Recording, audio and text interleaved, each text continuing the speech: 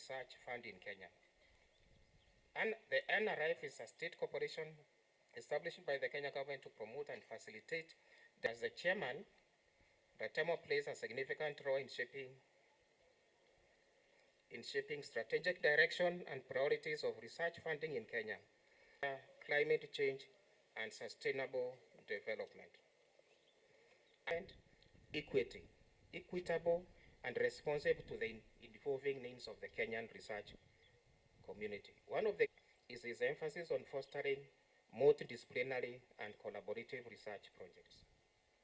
Research funded by an NRF is aligned with national development goals and has a tangible impact on the lives of Kenya. NRF has made significant investments in research infrastructure, including the establishment of state-of-the-art research centers across the country. These initiatives are aimed to create a conducive environment for cutting-edge research and innovation. Ecosystem. Professor Misheka was born in 1950 in Nyamasega village, Masimba Ward, Kisii County. Professor is from a young age. After completing his primary in a batch of primary school and secondary school at Rutgers University in New Jersey, US, where he earned a Bachelor of Science degree, a Master of Science degree, and his doctoral studies. Professor Misheka got a postdoctoral research position at the International Institute of Tropical Agriculture to the advancement and promotion of knowledge and has been widely recognized. In recognition of his exception, Elder of the Burning Spear, EBS, Fellow of the Kenya National Academy of Sciences, and later, and distinguished alumni of Rutgers University. Finally, the University of Nairobi. Family life. Professor Misheka believes in strong family values. Despite his busy schedule, Professor Misheka enjoys writing, reading, and the end of the citation of Professor Misheka. As you can see, it is not very easy to read his profile. Beige in color, representing mining, which is a niche area of Rutgers University.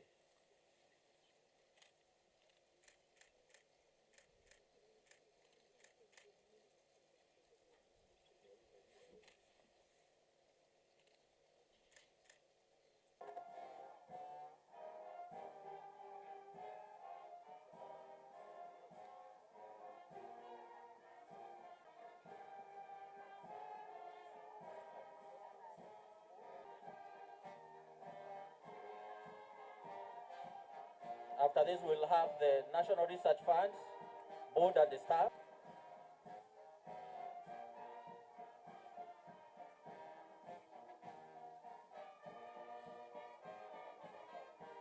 Board and the staff, kindly join the Chancellor for the photograph. Yeah, this is the National Research Fund board and the staff, where our Chancellor is also part of the team. Yeah, kindly take your photo.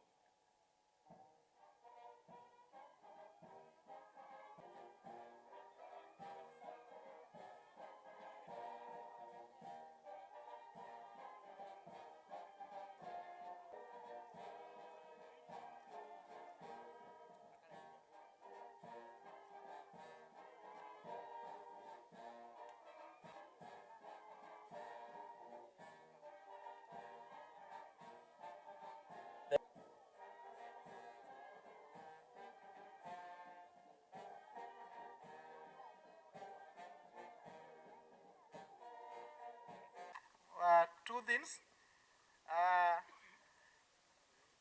When we together with the former CS Salim Vuria, we identified Tharaka County as one of the strategic county which we can adopt the value chain that we have been considering for minerals exploitations. So we came here last year and we visited several areas. Specifically, we went to Kithiori, where we have a lot of iron ore. We also went to Maragua, where we have lime, and other parts where we have copper. The State Department adopt a value addition and mineral processing policy. And out of that visit, it was decided that this region of county of Tharaka and the county of Kitui, where we have adequate resources to do with the copper, that together we can come up with a value addition center, a beneficiation center, where the copper that is mined within this region, rather than being transported through this unprocessed ore, we can establish a value addition. And we had reached out to the county government of Kitui and the county government of Tharaka Nithi, so that they can assist in providing a space or a land where we can bring those investments. And we are happy because the discussions that are ongoing, specifically on this region, with the governor of Tharaka Nithi County, now backed by the university, whereby the visit that the Vice Chancellor did, together with the National Chambers of Commerce and Industry representatives, to establish a mining institute. I believe, sir, going forward, if we come up with a concept, we shall be able to actualize those two ventures. That is establishment of a value addition center for copper and iron ore, but more so to come up with a way of establishing and supporting this university to establish the Center of Mining Institute. And two, we offer our support as a ministry through our State Department to ensure to it that as part of achieving your core values of sustainability, having appreciated the rich natural resources that we have around here, the few that I have just mentioned, we will support you so that together with the national government, we can carry out the research, explorations of those resources, but more so, you establish as a university through collaborations, investment in mining, that is exploration and mining, so that you can support your programs and of course carry out more research and innovation as part of your mandate. So we count on us. And gentlemen, we've been made aware as well that the unions representing staff of universities have issued a strike notice to their employers, the respective councils, starting 18th of September 2024, that's next week. While the staff would have genuine grievances regarding their respective collective bargaining agreements, I urge the unions to give the process of negotiation a chance so that all the parties can reach an amicable settlement.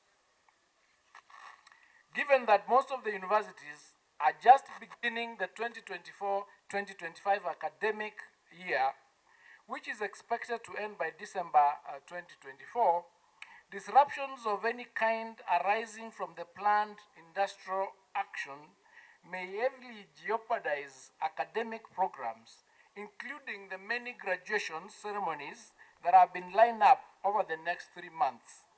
I therefore look forward to an amicable approach to the issue of labor relations between the teaching and non-teaching staff of universities.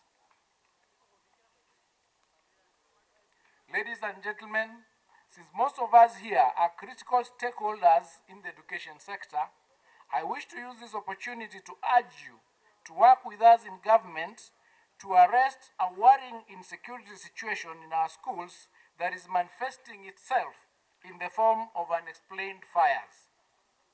While I do not want to apportion blame to any of us, I believe that we can forestall such spate of school fires if each of us played their role in enforcing the government's safety standards manual for schools in Kenya, which has formidable measures to ensure our institutions are safe spaces for our children. The recent fire incident in Hillside Endarash Academy, Nyeri, in which 21 young learners lost their lives, must serve as a grim wake-up call to all of us to do everything possible to avoid such a situation ever happening in the future. That notwithstanding, the government, together with other ministries and departments, have launched an inspection of all our schools to assess the status of their safety standards. I promise that the government will not spare any of our officers, teachers, or any school managers who are found to have flouted the measures in place to safeguard lives of our children. More importantly, I am appealing to all our stakeholders to do everything they can to ensure a good atmosphere for our schools to prepare candidates for the National Kenya Primary Education Assessment and the Kenya Intermediate Level Education Assessment and the Kenya Certificate of Secondary Education Examinations that are set to start for this term. With these remarks, I now once again wish to thank Tharaka Nithi for the invitation and to thank the community as well and to pray. Thing has started. Get a license, dream big, seek extremely genuine partners who, when they mine, they will not take away your minerals for processing outside and then you lose the value of that. He said clearly that he consent. Our PS was very clear in his remarks. He's ready, willing, and ready to put in resources for a region that covers Kitui, Tharaka Nithi, for prospecting in mining. So move on that, the easiest one. And Mr. Chairman of Council, through you, although I'm really not supposed to monitor this, my role is extremely different. It's titular, and I shall follow to that. But occasionally, I would love to know that the promises we make now will actually be followed. Vice Chancellor, you have a section of external sourcing. In mining industry, I was really, myself, I do know what it takes to mine. I was instrumental in the titanium mining of Kwale, and I gave a lessons to them. And the conditions we gave them as NEM at that time was that they ensured that the community, the actual community in Kwale, gained, and what we call is access to benefit sharing, which means everybody in that county had to get a piece of cake under the Montreal Protocol, where access to benefit sharing and every material is shared equitably to the community. So as you do all the studies, the baseline of thought is how does the community, how does Tharaka Nithi, as one of the, Tharaka Nithi is known all over. I just got a message today, somebody saying when I wrote them to come here, said, this is the first time he has heard of Tharaka University. I told him he will be hearing a lot of it, and let him come and see what we are doing. So please, come back, and my very many vice chancellors I met here, really, this is a BT cotton, sorghum, pulses, in this place, sunflower, all you need is just a bit of water. The university and the council itself here can really look at ensuring that there has been enough water, and I'm sure that the area member of parliament, very passionate. Thank you, sir, for being here with us and knowing that what we now pledge today shall again come to you. Whatever you said you might do, please follow it and do it. The intake river here, which the university is using water from, a river called Kathita. River Kathita, is where the university is piping water from. Distance of 10K, most of it get lost on the road. Maybe something you can look at as a very low-hanging fruit, connect, and let the university start doing even horticulture within a very short period of time.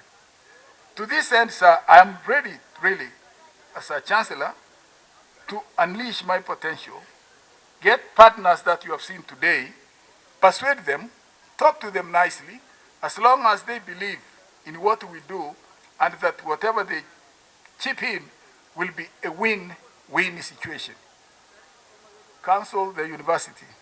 There is no external international partner, even local partner, who would want to do a job that cannot give that institution a win-win situation. Nothing like that. If they see a potential place where certain things are actually working and they can work, they will join in. Ladies and gentlemen, let me just try to single out specific areas that I'm just mentioning right away.